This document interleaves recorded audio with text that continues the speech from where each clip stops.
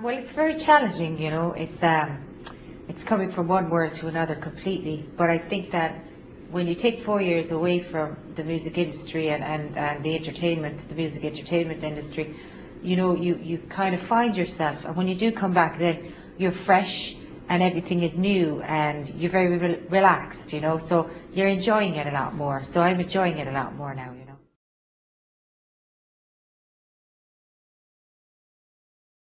I feel kind of very excited, I mean, because I had my first showcase this weekend in London, and it's my first time where I'm going to rehearse with all my musicians.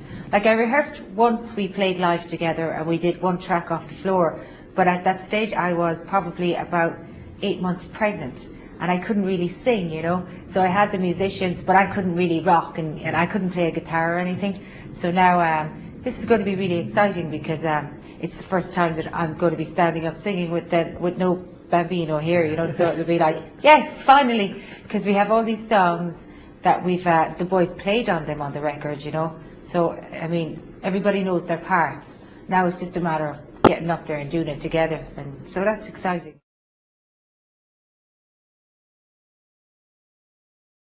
I don't know what to expect at all. I never really know what to expect, you know. And particularly this showcase is mostly like media. It's mostly radios and stuff like that, so it's going to be different. I mean, they're usually like listening, like, you know, fans are like, ah, you know, really going crazy for it and stuff, you know. So anyways, it should be interesting from the standpoint of playing, though, with the band and just kind of going, well, you know, and it's kind of nice as well because we're starting off really small and low key, and doing some small little showcases like that, and then we're doing 12 gigs across Europe in smaller venues, you know, maybe 1.5, 2,000 seaters, so not too much pressure, you know, for us to figure it out and get used to each other, get used to the stage, because it always takes people a while to get used to each other's personas and presence on stage and everything, you know.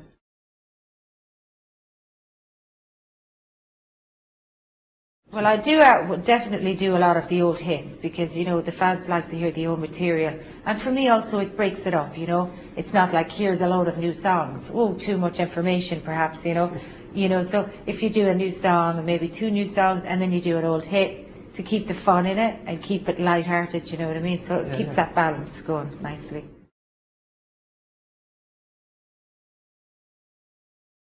Yeah, they're really different. Well, Canada is for me, it's a little bit more challenging if you stay there for a whole year because if you put your kids into school there, it's minus 28 degrees, minus 25 degrees. It's really cold. So you can't just walk out the door. You have to spend a lot of time getting your clothes on and getting ready and all that stuff. You know, and it's so cold that sometimes you have to get these little things that you carry in your gloves to keep your hands warm. It's really freezing. So that's a little bit challenging because I didn't grow up in the snow. I think Canadians take that in their stride. They're used to it. They grew up in the snow.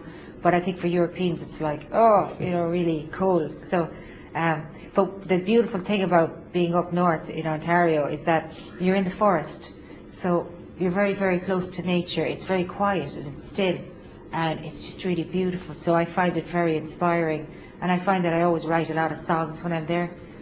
Also because we're very far away from any cities or anything, you know. There's a little town, but that's about it. You have to drive maybe for a little bit to go into the bigger city, you know. But it's a really quiet place and there's a lot of animals. And the seasons are very dramatic, you know. In the winter you have so much snow. And then when the autumn comes as well, you have all these leaves, you know. Their colours in autumn are amazing. Their summer is very, very, very hot. And, you know, you could swim in the water. It's really warm. And then, of course, the springtime it's very lush because it's a lot of trees and there's a lot of leaves. So you have a lot of drama as a backdrop outside my window, and I use that drama and the backdrop of the seasons to inspire music, you know. So it's pretty good that way.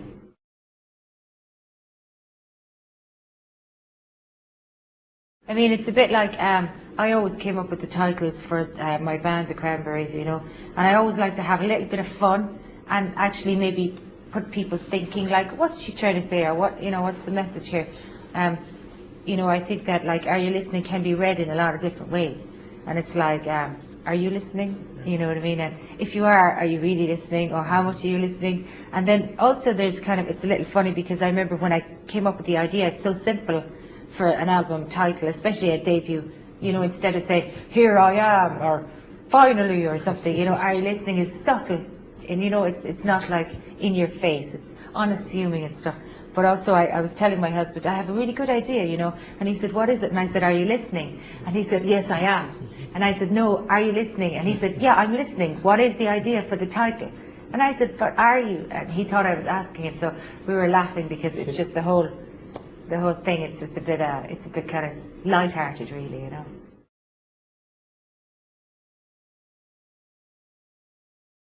I think that it's definitely more experimental, you know. I used a lot of drum loops and stuff. I worked with a guy called Dan Broadbeck, and basically we started all the tracks on Pro Tools, and we did them in my house. And having Pro Tools was really cool because you feel no pressure, no financial pressure, and no pressure because you're in your home, so you're with your family. You can go downstairs. He would come and stay in my house for a week, every month or 2 months, when I had about 6 songs, you know. And while he was there, then if I wanted to go down in the morning or in the evening, I would go down and work with him. And then when I left, he would play around with percussion and drums and different ideas like that. So then he would, you know, I would sing it maybe with just keyboards and voice, and he'd get a beat, and then he'd start putting in different ideas. And then I'd come back and I'd say, this I really like, and maybe that I don't really think, maybe. So we were collaborating like this, working along, feeling it. And then when we got about 6 or 8 songs in my house of Pro Tools, we'd hire a big studio like Metalworks in Toronto, or there was a big one in Dublin that we were hiring a lot, and the musicians would fly there and they would play the parts then live. But it was nice because the musicians had the CD maybe for 3 weeks before they came and played. And also I've been living with the CD with all these vocals and stuff for 2 months, and then I get to perform it in the big studio. But now I'm very comfortable with it because for 2 months I've been living with it. So it becomes more of a song then, and not something you're like, oh, you know, what am I doing? You're more like, I know what I'm doing, you know. So that's why I think they sound good because we took our time, you know.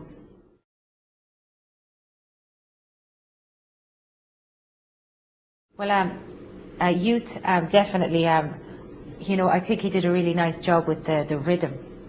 You know, he made it very, even though the songs he worked on, I mean, the one, Ordinary Day, which is the single, was probably more up-tempo, but he still, he kind of rearranged the rhythm a little bit, and he made it a little bit probably more interesting. And then he did Apple of My Eye, and Apple of My Eye was very kind of like an old-time ballad, but he just made it a little bit more modern, you know what I mean? So, which is better, because if it's too old-fashioned, it's like, you know, it's at a time warp, but I think perhaps it just sounds more like here and now, 2007, you know, so he made it sound kind of definitely more modern. I suppose that now producers obviously have more respect for me as an artist because I've been doing it myself for 17 years, so I've been in the music industry and it's not my first album. I think when you're starting out, you're a little kid and you haven't a clue. So your producer is like your daddy, you know, almost. It's like, what will we do? You know, what's that for? What's this? And you haven't a clue about anything. But as you get older, then you know what you want your songs to sound like, and you know what kind of instruments you want there, and you know that you don't maybe want to sound too syrupy and too sweet. You will still want to sound edgy, but you want it to sound perhaps melodic, but in an edgy way, if you can keep the balance, you know. So it's still kind of slightly raw and not too much reverb and sauce and syrup, you know. So I was always kind of striving for that, you know. There's a fine line between something that's beautiful and melodic and something that's too sweet, you know. So it's just finding that balance, you know.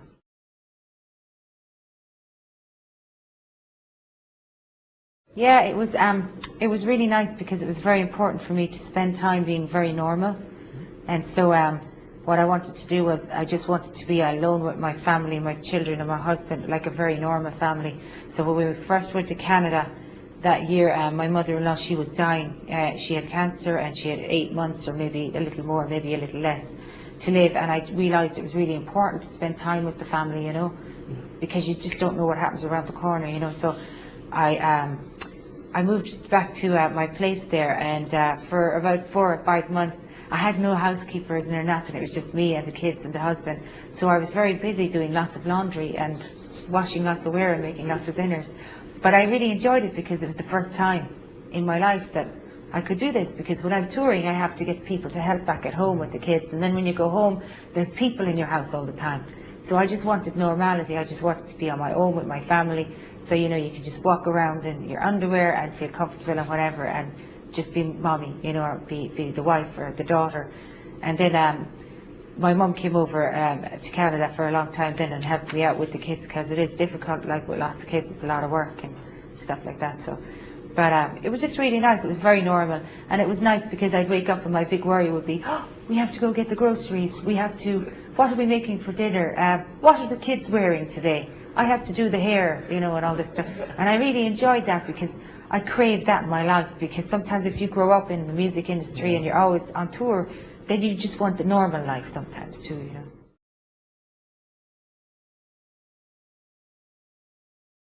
I hope so. You know, if I get it to a certain if I get it to a certain success status, if it gets to a point where we're doing arenas and it's quite comfortable and stuff like that, I would bring them out if I could bring them out and it was quite comfortable. You know, we were in comfortable venues and stuff then, and I'd probably bring out a tutor. But we'd have to play it by ear, you know, because I don't really know what's going to happen. You know, day by day, month by month, you just never know what's going to happen.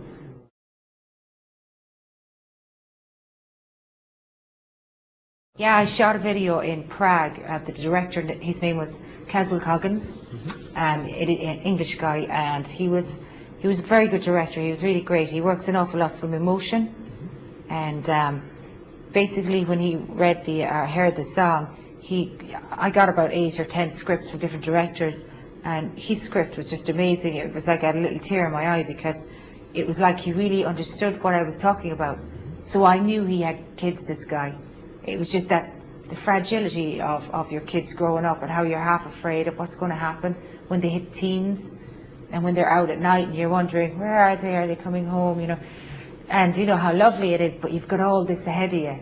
So it's, you know, it's got a kind of a melancholy to it, where you'd love them to be small forever, but you know that they have to grow up and stuff, you know. You wish that you could tell them, you know, what to avoid, but you know that they have to make their own mistakes, you know, and that's just life.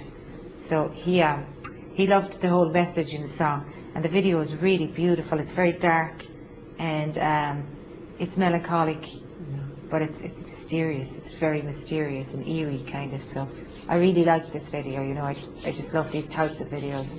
I've often made videos that they don't turn out like I like them, but this one I really like, you know.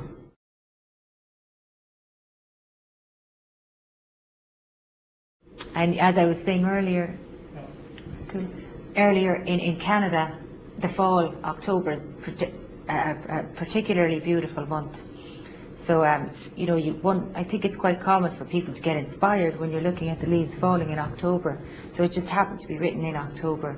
And at the time, it was basically, I was going around and I had my music and I was playing it for different people in the music industry. And I just came across the usual old situation where there's somebody going, I can't hear any hits, I can't hear it, I can't hear it, you have to write a hit.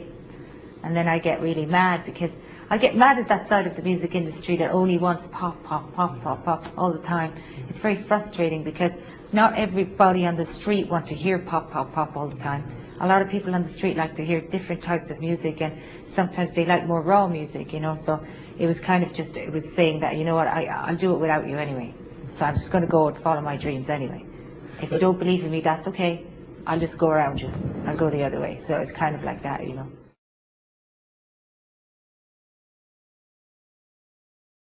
Yeah, that's true. There's a lot of big artists coming out of there. It's yeah, it's definitely on a kind of a rise with a lot of new bands coming out of there. It's great.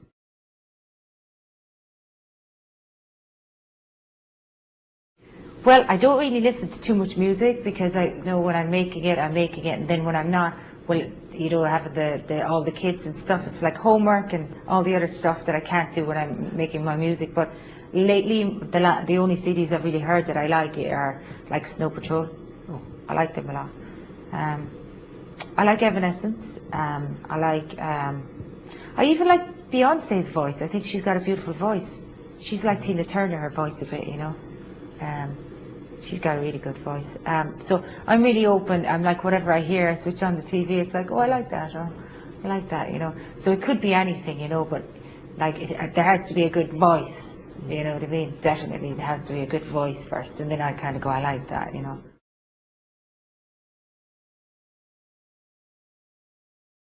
Yeah, there's probably a good few people I'd like to collaborate with, but one of the people that I would really like to collaborate with is David Bowie. He did a really nice collaboration with Annie Lennox years ago, and it was very nice. So it's just that, well, we're all getting older, so it would be something I'd like to do someday.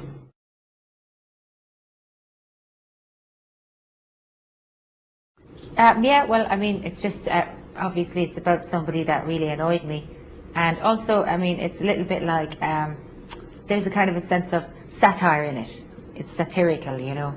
So I like that kind of sense of satire and sarcasm, and I've always been a bit sarcastic, which is always difficult for me because sometimes in a written interview I might say something being sarcastic, and then it's written, and then for the next 20 interviews it's coming back to haunt me. And I read that you said this, and I'm going, but I was only being sarcastic. So sometimes people don't get sarcasm when you're doing the written interviews, you know. But Loser is quite sarcastic and satirical, you know.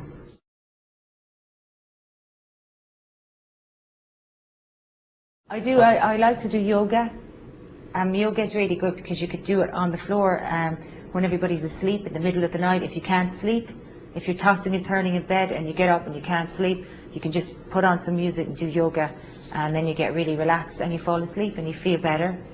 So I do a lot of yoga, and I like to swim, and I like to hike, in the mountains or in the forest. I usually go for 2 hours, maybe 3 hours. That's nice because for the first half hour you're thinking and you're leaving the house and all the stuff back there, but then about a half an hour you start to let it go and you start to drift off into a different world in your mind. And if you're gone hiking for 3 hours, you forget all your stress and stuff, and you're just looking at like the squirrels and the animals running around, and it's like, oh, nice, and it relaxes you, you know what I mean? So I think it's good for your head to get off away from the world.